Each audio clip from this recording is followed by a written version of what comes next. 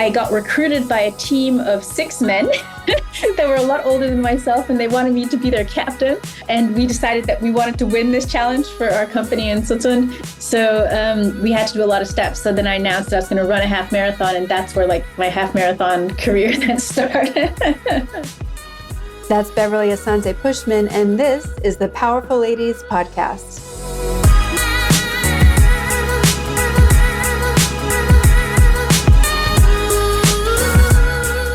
Hey guys, I'm Cara Duffy, a business coach and entrepreneur on a mission to help you live your most extraordinary life by showing you anything is possible. People who have mastered freedom, ease, and success for living their best and most ridiculous lives are often people you've never heard of until now. Running can be fun and rewarding, but we are often stopped from putting on our running shoes because we're nervous and scared, especially about that first mile. Luckily, today's guest, Beverly Asante Puschmann, is here to help us. In addition to a successful career at IBM, she's a running coach and the author of Ace the Half, Run Your Best Half Marathon, Get in Shape, and finally tick Finish the Race off your bucket list. If you've never ran, are currently out of running shape, have run a few races, or you run regularly, you're sure to get new pro tips about running, habit building, and remembering what we're capable of.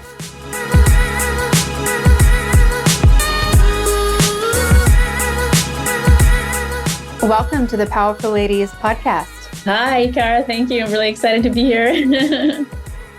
I'm excited to talk to you today. Let's tell everyone your name, where you are in the world, and what you're up to. Yeah, so my name is Beverly Asante Puschmann. I'm in Switzerland, and I am a runner, a coach, a businesswoman. So that's kind of what I'm up to out here. And you have a book out. Yes, I have a book out on half marathon running. And so I guess my whole story started a long time ago. It started with 9 years old, and I started running. Well, actually, even the book maybe before that. When I was 6, I told my mom one day, I'm going to write a book.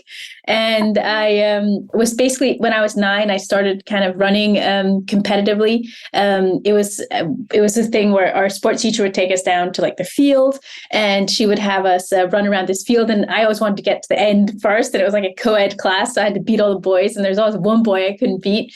But then I kind of, that year she announced a race, and then I ended up racing, and I won the race. And then the next year I had to defend my title, but won the race again. And that's where the whole thing started as a runner. So ran through college. And then I ended up, I kind of knew I didn't have enough discipline to keep running after college. So I kind of quit cold turkey from one day to the next. And then I didn't run for 13 years, even though I met my husband a couple years after college, and he kept saying, Bev, you really got to start running again. And I was like, oh man. And I just didn't do it. And then it was one day there was the step challenge at work. We had the global corporate challenge, and we ended up, I got recruited by a team of 6 men that were a lot older than myself, and they wanted me to be their captain. So I became their captain, and we decided that we wanted to win this challenge for our company in Switzerland. So we had to do a lot of steps. So then I announced that I was going to run a half marathon, and that's where my half marathon career then started. I love this. So from one former college athlete to another, I know what it's like to have fitness and teams and practice built into life. You don't really need to think about it. You just show up because you have to. Yeah. And I know how hard it is to suddenly go I don't really need to do that anymore, do I? I've been doing whatever practice and training for beyond a decade at this point. Maybe I deserve a break. Maybe there's something else I should look at. What was that journey for you when you said you went cold turkey from being a college athlete to being you know what, there's more? Was it there's more to life, or were you just kind of over it, burnt out at that point? Oh, yeah, actually, it was kind of a bad end, to be honest with you. I ended up catching a virus at the end of the college that really put me out cold for about 4 months. So I had to leave college in my last year, had to then come back, for a 5th year and finish up college. So it was actually it was pretty bad. It was a pretty abrupt end, and it was kind of sad because it was the last year, and we were, hoping to go to the Penn relays, and we were hoping to do really cool races. So it was really kind of upsetting. setting. But, that's life. Those things happen. And I think afterwards it was just really hard, because I'd been more or less, sleeping like 16 hours a day. So like, fitness was like at the all-time low, and I, graduated, started work, and it felt like I didn't have a lot of time, which like now I always think like, oh my gosh, I had so much time back then, So yeah, I don't know. It was just, yeah. And when you made the choice to run a half marathon, were you nervous? Yeah, it was actually pretty funny because so the other part, I guess I didn't tell about the story about these 6 gentlemen on my team, right? So they were a lot older, but they were all basically runners and cyclists. So they were all super fit, right? So that was like kind of, I was like, and since I'd been a runner in the past, it's like, well, I could do that and I have to get more steps. So, I'd been a sprinter in college, but I'd done a couple of really long races, or at least one. And I thought to myself, well, I think I can do this. So, when I made that declaration in the email to these 6 gentlemen, I was like, oh my gosh, now I'm going to like have to do this. And I didn't really know how to train for a race like that. Like I'd done one race that was around, between a half marathon and a marathon. So I kind of knew I could run the distance, but I didn't know how long it takes to train for a race like that. I didn't really know how to do it. So that was when it all started. I started like researching and like trying to figure out like, okay, how can I like get this done and do it, So yeah. Every time that I stop running and go back to it, it's always such a mental game for me because I get so scared because I know that first mile or first 3 miles when you like are going to suck. Yeah, they're going to be really bad. There's no way around it. Like my body's going to hurt. My lungs are going to hurt. My confidence is going to hurt. So for someone who has either never ran or hasn't ran in a long time, what tips would you give them for that first run they do? Okay, so I would say literally go super slow. Like if you think you're crawling and you're the slowest person in the world, you're probably got the right pace right now. Because, especially for that like first 1 to 3 miles, like it does not need to be fast, And like, to be honest with you, a lot of runners, particularly when they're starting out, I mean, actually just a lot of runners that don't train with like their training zones actually go out way too fast, right? So that's like a pretty common mistake is that people train at a very high intensity, which is actually like then much harder to train a lot. But I would say like, if you're running and putting like one step in front of the other, even if you're just fast walk, like that's good enough, Okay. Thank you. Yeah. I am definitely one of those people who it's like walking or sprinting. So yeah. Having a downshift is like, is a whole other mental, you can only imagine the Pandora's box that opens up and it's like, well, why aren't you winning? Why aren't you going 100 miles an hour? Yeah, no, I know. But, honestly, I mean, even when I, sometimes I have little breaks in my training too, sometimes, for example, during the pandemic, I also got pretty demotivated when I was like, oh my gosh, so kind of got derailed and I didn't really do as much running. And, those first times that I went back out, I was like, oh my gosh, I am so slow, but, it's fine. You just go and actually when you do set up your training zones as a runner, like you'll find the lowest training zone where you do a lot of your running is actually so slow that it feels like unnatural to run that slow sometimes in the beginning when you're not used to it, so. Well, and what does that mean for people who don't know? What are training zones? Yeah. So, like, it's kind of like the intensity level at which you run. So, for example, like, you would have like different intensities. So like, it depends a little bit on the zone system. Some zone systems have like 7 zones, 10 zones. A lot of them have like 3 or 5, So like if you have a 5 zone system, then generally the lowest or the second zone is where you would do most of your aerobic training, depending on how they're set up. And then like, as you get more advanced, then you would do some faster intensities. So like maybe a zone 3 for like, 1 run a week, and then maybe some intervals in a higher zone. So that just means how fast you're running basically. And there's like also different ways to measure your intensity. So like some people measure it by pace, others by heart rate, others by power, others by like perceived intensity. So there's different ways of measuring it. Okay. I follow Rich Roll and he's talked about the LSD, the long, slow distance. Oh yeah. And even him talking about it, he's like, I cannot believe I'm moving this slow. Like I'm going backwards. Yeah. So how did you make the jump from being recruited to captain these 6 guys to saying, you know what, like I'm actually a great running coach? Right. I mean, yeah, well, it's quite a leap, right? Well, so, it takes I think a lot of it, like, a lot of the coaching I do is actually really informal. It's not like in a formal engagement or anything, but a lot of it is just like, even talking to people who are runners, and just, and it's not even like, so much coaching them, but, they'll be like, oh, what about this? Or what about that? Or like, oh my gosh, sometimes when I go out, this and that happens. And then I'll be like, oh, like, did you think about this? Or like, oh, wow. And then like, their perspective changes. So I think like as a coach or like, even in anything that you do, one of the most rewarding things is if you can like change someone's perspective on something and they're like, oh, wow, I just like learned something, So do you have a count going somewhere where you're like, converted them to running? Well, I probably should keep a count, but no, I don't. It's for some people, it's really like, oh, it's like, oh, wow, this is so cool. Like, I want to do it. And then for other people, it's like more like it takes time to marinate the idea, I think for some people, they're kind of like, or I think, especially when it comes to like a half marathon or a marathon, like there's plenty of people out there, they're like, I could never run that far. Right. And I had such an interesting conversation with somebody and they said, when he started running, he decided to run a half marathon because he had a friend who had a very, very serious accident and needed to be airlifted. And this organization was a nonprofit organization that did it. And he wanted to donate to this charity.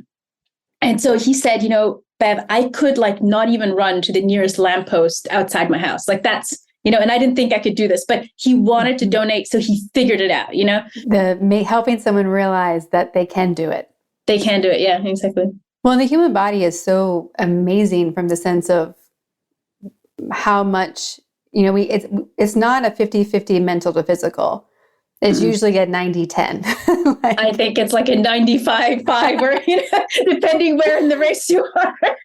Yeah, exactly. It's like, it really can't be. Yeah, it's so true. I mean, most of it is mental game. I mean, and I think that's what's also so interesting about running is like, you also really get to know yourself. And, a lot of times when you're running a race or preparing for a long race, you're actually spending a lot of time on your own. I mean, some people train with a buddy, but, when you're training for longer distances, a lot of times it's hard to get schedules to match that you're always running with somebody. So I think it takes, you learn that mental game basically. Yeah. And then what compelled you to create the book? Yeah. So it was also like through these conversations I was having with people. And I just realized it was really interesting, but I was talking to like some really experienced runners. I mean, I'm talking, or like, really successful runners. They were running like 1:30 half marathons, which is like a pretty good time. Right. And they had, one person I talked to, I was really surprised, but they'd never heard of a training plan. And I was like, wow, how are you like running? So like really kind of things that as a coach, you would consider like pretty basic. These pretty successful runners like weren't leveraging these like tools in their toolbox, right? And so I thought to myself, well, I've read, like, I'm a bit of a geek. So when I get into a new topic, I read like everything on it that I can find. I thought, well, I've collected so much information. It was like, let me put this together for somebody who like wants to get started, or maybe somebody who's been running but hasn't done it in a very structured way. And it's like the book's got, more or less covers all the basic topics that you kind of need to run a half marathon, right? Okay. And the book is great for anyone who has run one before or someone who's never ran. Yeah. I mean, it could be used by either. So it could be like literally used by somebody who's never run ever before, not even just not a half marathon, but like never run before. Or it could be used by somebody who's maybe run a half marathon or two, but it didn't kind of work out the way they want. Like, maybe they like didn't have a good race, or, want to do it in a more structured way, want to improve their time. So, I mean, it's targeted mainly to people who are getting started or maybe have done one or two. The information probably won't be a great surprise to very experienced runners. But even then, I mean, people have read it and said, well, even if you're more experienced, you can learn a lot. So, yeah. Well, and from the little research that I did, I see that you went from Duke to Switzerland. So I'm very curious, how did you end up in Zurich? Well, yeah, actually, it's kind of funny, but I know I sound American, but I actually grew up here. So yeah, so actually my background is pretty mixed. My mother is Swiss. My father is from Ghana, but I am also an American citizen because I was born in America. My parents studied there. And so I actually I am also American citizen, but I did come here when I was 3 years old and did grow up here. So actually going to Duke was like going abroad for me. Yeah. And yeah, then I ended up going to Connecticut. I worked there for 4 years. Mm-hmm. And then I came back to Switzerland. I met my husband who's German, and somehow we came back here. So everyone's, Sprechen Sie Deutsch all together. Yes, exactly. Well, but I think it's people have an impression of what Switzerland is. And I think the piece that people miss a lot when they're stereotyping Switzerland is how many people have a fit hobby. Like there's lots of people who do run or cycle, or there's always an element of like hiking, being outside. Like it's just kind of ingrained into that's what you do as part of your day, that I think it's overlooked sometimes, especially in the Zurich part of Switzerland. I used to work in footwear and apparel. So I have a lot of people now that are at the On company, which is based there. Mm-hmm. I lived in Germany for a while. So there's this Sportmachen culture that I think mm-hmm. gets stepped over when we're thinking about like Swiss, like banks and luxuries and, where to hide your money. And you're like, there's so much more to Switzerland. Yeah, no, I mean, sports is definitely a big thing here. And it's also true in Germany too. I mean, I spent a little bit of time in Germany. My husband's German, but yeah, no, absolutely. I mean, it's a very, I would say very fit country, a lot of endurance sports, there's also a lot of mountain sports, skiing, mm-hmm.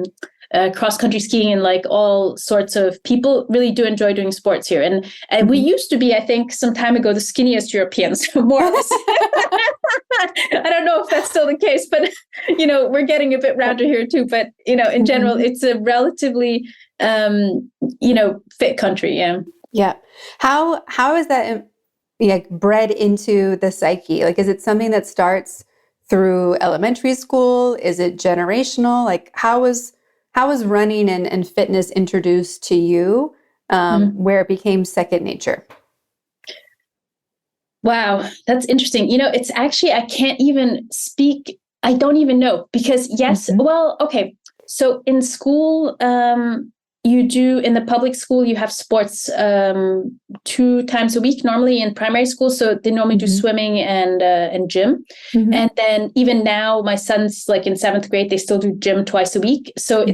it's somehow there. For me, mm-hmm. I went partly to the public school, partly to private schools. And I was in a boarding school for the last 6 years, and a British boarding school in Switzerland. But we actually had sports in 7th grade, I think 4 times a week, Mm-hmm. So a lot of it we did a lot of outdoor activities. We did a lot of skiing. We did a lot mm-hmm. of, all kinds of sports. So for me, I had that, a lot of sports all the way through high school. And then I think mm-hmm. in the last 2 years, we did like 2 times a week sports. So and there's a lot of activities on the weekend. You had to go on expeditions and stuff like that. So for me, it was part of life. But then, like I said, I knew if it wasn't like in a structured framework, it was just going to like fall off. Yeah. So. Well, I'm sure people who are listening are very curious how growing up in Switzerland and then going to a British boarding school in Switzerland, how you have such a great American accent versus a British accent. I know, right? Well, so the truth of the matter is my accent was a lot more British before I went to America. Yeah, I mean, it was, I would say, maybe it wasn't fully British, but it was mm-hmm. a lot more mid-Atlantic than now. Yeah. Then I lived in the US from 18 to 27. So it really became very American very fast. Yep. I understand. And, I think when people are having their corporate jobs or even being entrepreneurs, finding space and justifying space for running and fitness becomes hard. Like it's not, you don't get points for being fit at work usually. It's like, how late did you stay? Are you traveling? Like pushing more into sacrificing yourself tends to be the Western way to be more acknowledged. Mm-hmm. I love that your company was having competitive sports rewards also to encourage people. So how have you set up your schedule and made running a priority for you? And how can others do that who are seeking it? Yeah. So, I mean, it always depends on your life situation. And, because when my son was younger, I mean, I'm not a morning person at all, but I kind of turned myself into a morning person for about 10 years. And it was probably the worst decision of my life because it doesn't work for me. It was really, the turning point was probably 1.5 years ago when my husband said, Beverly, I don't think practicing cello at 7 a.m. is for you. I mean, with my son, and so he's like, I think I'll take that over and you sleep, but yeah, no, I mean, in that time when I was getting up early, a lot of times I would get out and go on my runs before work. So, I would get to work around, I don't know, like 8:30. And then I would go for a run before that. So I'd be up pretty early. I'd be like getting out there around probably like 7 or a little earlier.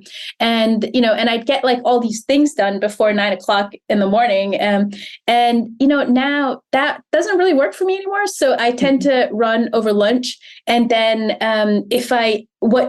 it's harder to do is to run after work, but sometimes my schedule doesn't allow me to do anything else. So I'll just do it after work. And on the weekend, I try to slot it in, whenever it fits. But I think the important thing is when people pick their schedule or commit to doing a race or preparing for something is it's just to schedule it every week. So like, I have this routine where every Sunday I go through my entire private and work schedule, and then I put everything on one paper. And I schedule in like, all my preparation time for work meetings, but then I also schedule in time, like, when am I going to do my workouts? Right. So like, I know like tomorrow, okay, it's going to be a busy day. So it's going to be after work. And today I was going to do it after work. And I have to be honest, I forgot. So I didn't do it. It doesn't always work out perfectly either. Like something came up and then it just, slipped. But in general, put it in your schedule. That's my advice. Yeah. Yeah. Well, and so I'm just curious more about you as well, right? You've had this running history. You're a running coach or advisor, if you don't want to call yourself a coach. Yeah. You've written this book about running to help other people get into it.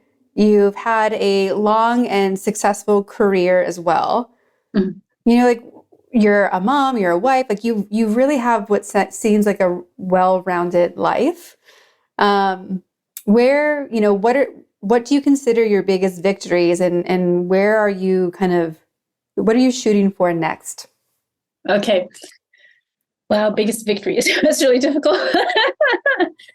I think it's really simple. I think my biggest victory right now, I think, we have such a great family life as with my husband, with my son. And I think honestly, like that's the foundation for probably everything I and we do in our life, So I think that is like a really big victory to me, and it doesn't have to be something I do at work or and what I'm heading for next is, I just I do it on the side, the coaching and the running, but I just want to inspire so many more people to turn to running. And, there's all kinds of reasons why people come to running, and people come to running because, they will have a bucket list item or because they want to get or stay fit. Some people have had like adverse life events and have just decided like, oh my gosh, like, let me turn to running, or they've had like a health scare or like, their doctors told them you should exercise. There's all kinds of reasons, but a lot of people come to running and then really find this joy in it.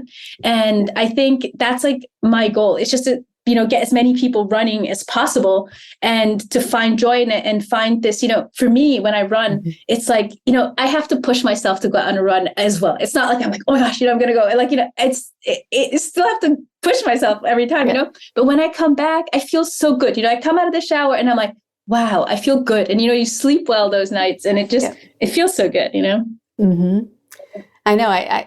I whether it's running or something else that people think they can't achieve, there's nothing more satisfying to me than showing people what they can do. Yes. It's proving people wrong is really fun too, but like really it's showing people that they can do it, especially when you can see it and they can't. Yeah. There's just this magic of being like, no, like it's safe over here. I know it is. Trust me, do it. And there's so much access. People will often ask me, how do I get more confident? And I'm like, the only way you can get more confident is do something that you think is scary or you don't want to do or you're not going to be good at. Like you have to be putting yourself in situations that you don't know how it's going to go. Otherwise, we already know the answer. So we can't give ourselves any new points. Yeah, no, I totally agree. I mean, it's that pulling yourself out of the comfort zone. I mean, it's like our So Ginny Rometty, she was the CEO of IBM for, I think, almost 10 years. And she always said, comfort and growth don't coexist, right? And it's so true. I mean, you can't do something or, gain some perspective if you don't do something that's out of your comfort zone, So yeah, I always remember that too. And I think you have to just try something new. And that's why I did that with the half marathon, right? I figured, people can do it. So I'll figure it out. I have two legs and they move. So, there's gotta be a way to do it. So I love the simplicity of that. I have two legs and other people can do it. Let's go. Right. I mean, sometimes you just got to believe in it. Yeah.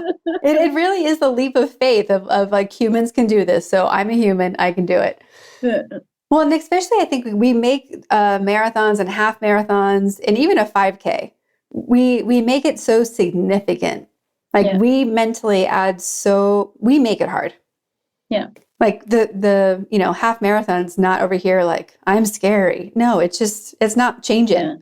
No, but we make it mean things. I know, like when someone asked me to do a 5K recently, and I was like, "How hilly is it?" It's like, and they're like, "It's really hilly." I'm like, "I think I'm going to skip that one because right now, Hills and I don't know if we're friends. Give me 6 more months." But but it's funny how we say no to it. And a friend of mine ran it, and he was like, "Yeah, it totally sucked, but I finished it. It was fine." It was just 5K. I know. It's actually really interesting. Like my mom used to say this one thing to me that I always thought was so clever.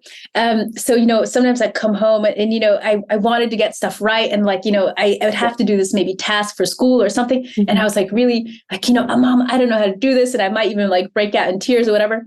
And then my mom would always say, well, Bev, how do you eat an elephant? And I was like, I think I always gave the same answer. I don't know. I probably had to answer like 50 times.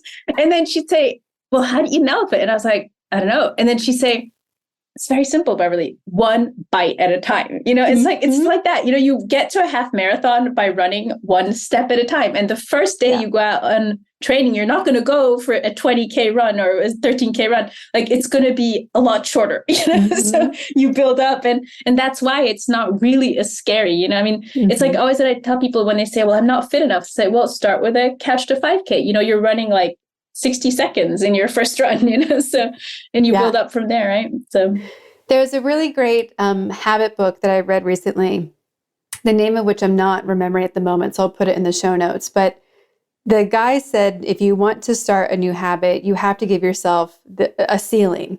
Like you're only allowed to run for 1 minute.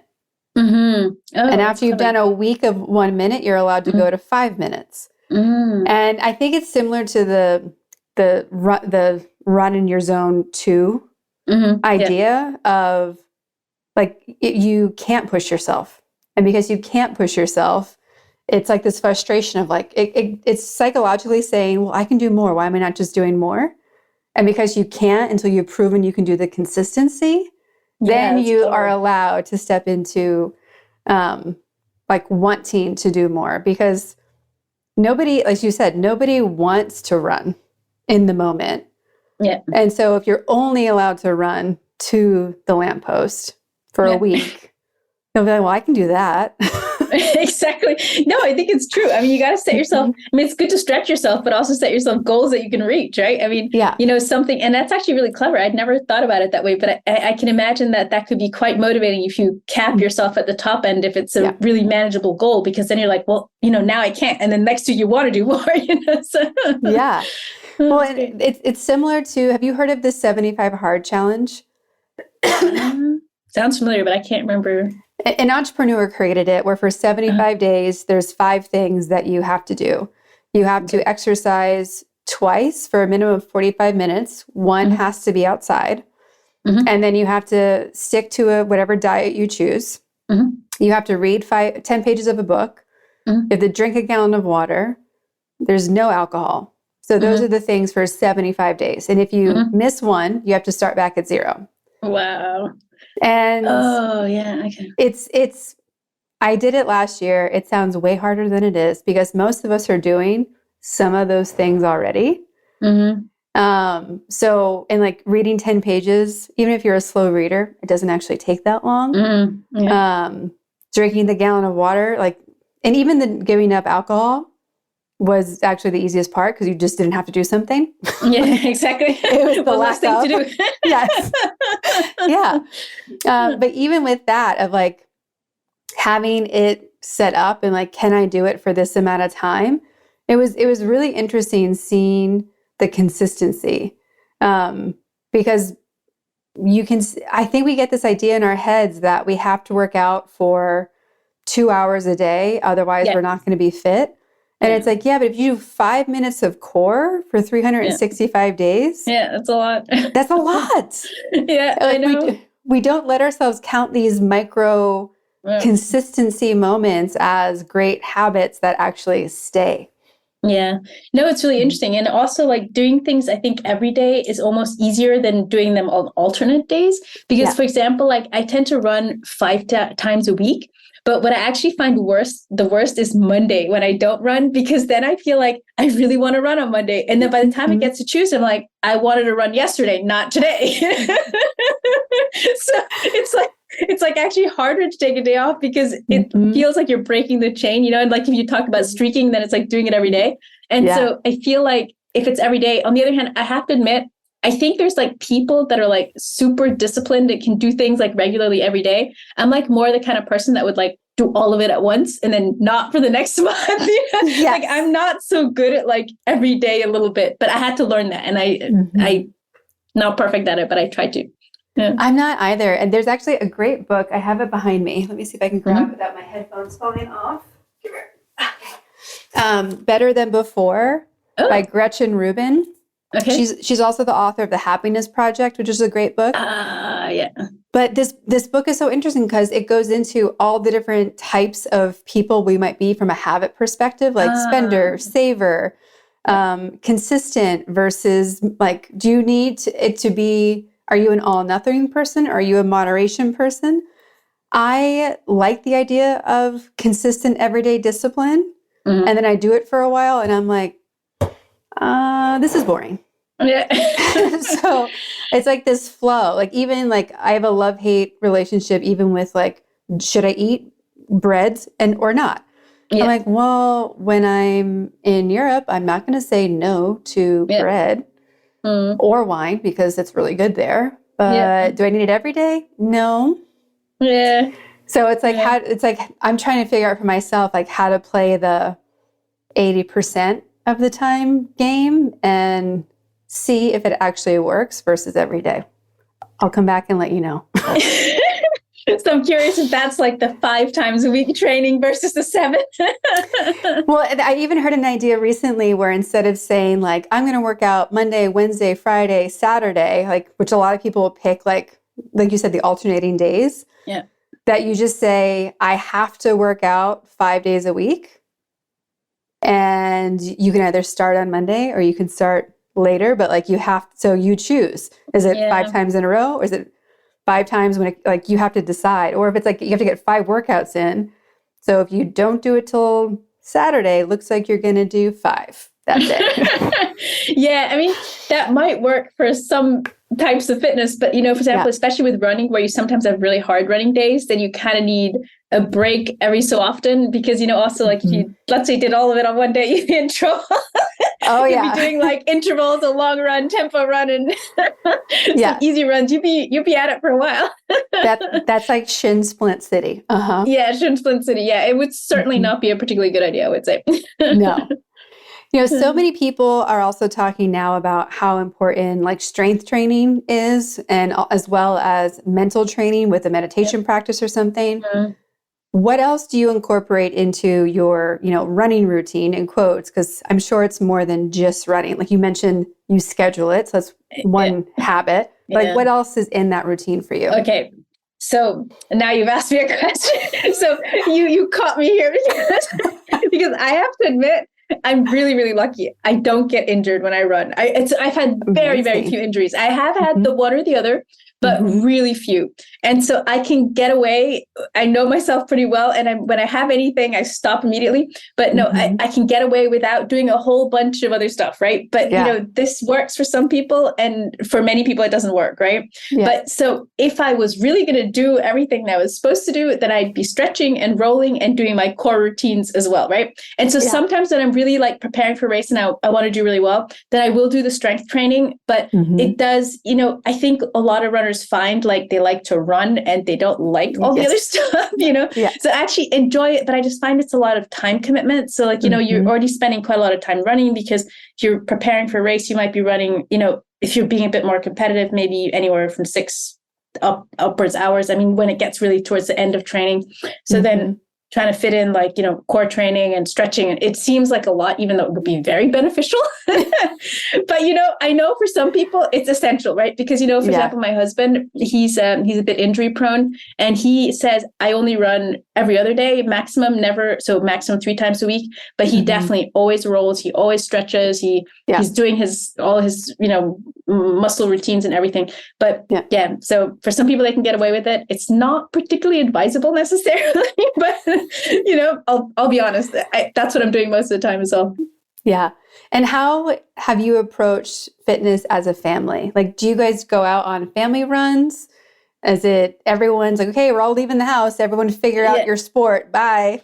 Yeah, well, no, we actually did do that. So when my son was younger, he, didn't want to run with us. He would take his bicycle and come along. So for a while, we would run all together sometimes on Sunday. But then, at some point, my husband got a lot fitter than I was. So then for him, it was a little boring to run that. No, it was also mainly because he was actually preparing for a race. So he needed to run in the correct intensity zone, So then I was kind of going out on my own. But then, for quite a few runs on Saturdays, like a short run, my son would come along and we actually quite enjoyed like chatting. We take AirPods and listen to music and chat at the same time, like one each. And it's definitely, we like to hike together as well. And we like to ski together every so often. So we do sports as a family as well. Yeah. It would be nice to do even more. And it would be really cool if we're all the same fitness level. But, I'm used to it. My son's 11 now. At some point, they're both going to be much faster than I am, but that's okay, So. Well, that's, I think, is the hardest part, especially for competitive people. When you're out there running, it's like when you're at those different paces, it's like either someone has to hang back and like let you catch up, or you're constantly thinking like, I should be running as fast as them. So I do think it's really interesting to see how that plays into the habit forming and then what it looks like. I know for myself, if I'm running in a group, I'm always sticking with it more than by myself. Oh, yeah. But that's because I do like having the competitiveness of we're all kind of pushing ourselves, but it's also a great social opportunity to just connect and run and chat and kind of check off a couple of things at once. Of catching up with friends and getting the run in and getting outside. And it's a different level of activity for sure. Yeah, definitely. I mean, I think running groups are a great thing. And I think, a lot of people can benefit from them. For some people, it fits in the schedule. For other people, it's like really difficult. Like I also just feel like I want to spend dinner time with my family. And a lot of the running groups are during dinner time. So I've not tried it so far here, but I could definitely see how it's beneficial. But it's just like, it's making that trade-off of having dinner with a family or being out on a run with other people, so. Sounds like a good opportunity for a mom running club. Yeah, indeed. Well, I'm curious to know, so you have the book out now. Where can people get it, find it, and how can they just reach out to you and ask questions as well? Yeah, so the book is Ace the Half. You can get it on Amazon and many other online retailers and sometimes in the store as well. And I can be found at ilovetorunandrace.com or also on facebook.com, I love to run and race.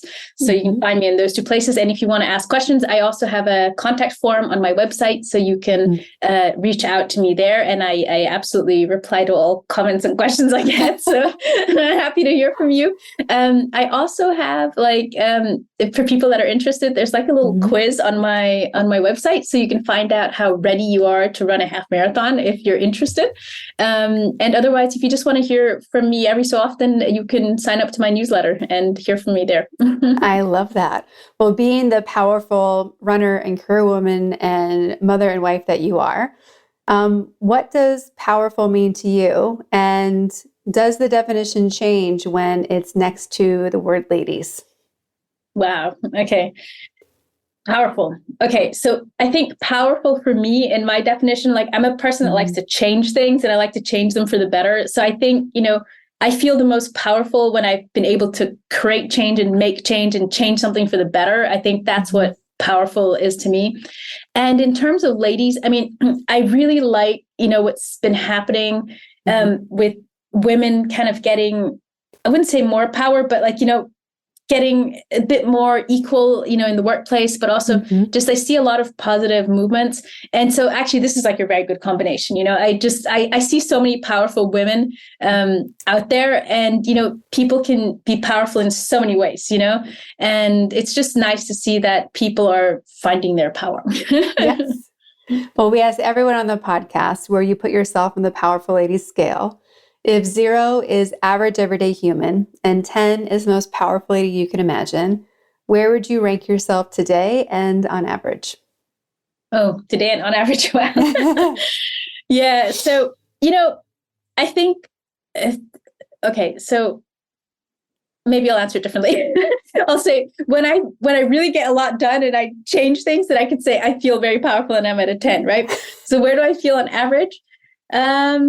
I don't know. You have days where you feel less powerful and days where you feel more powerful. So maybe like around a 7 or 8, somewhere in that range. And I'd like to think that I'd like to have more days that are a 10, but I think that's it. Yeah. All right. Love that. Well, it has been such a pleasure to meet you and to share your story. And you have inspired me to rethink my relationship with running right now. I'm excited and nervous to take your quiz on your website because I'm afraid of what it might tell me. I got a lot of work to do, I think will be the answer. But I also know that running feels amazing and it's fun.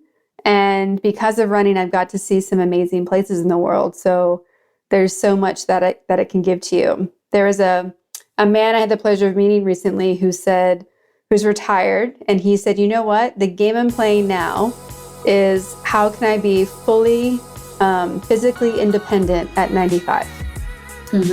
And having something that you're consistent with, like running, is one way to make that happen. So thank you for sharing your skills and knowledge with everybody. And I'm excited to see who else is ready to start running now. Thank you so much. Well, it was a great pleasure talking to you today. So it was really nice being here. Thank you.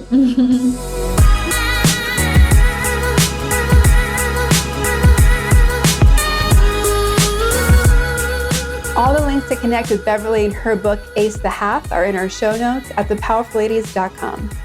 Please subscribe to this podcast wherever you're listening, and bonus, leave us a rating and review. Come join us on Instagram at Powerful Ladies, and if you're looking to connect directly with me, please visit karaduffy.com or on Instagram at kara_Duffy. I'll be back next week with a brand new episode and a new amazing guest. Until then, I hope you're taking on being powerful in your life. Go be awesome and up to something you love.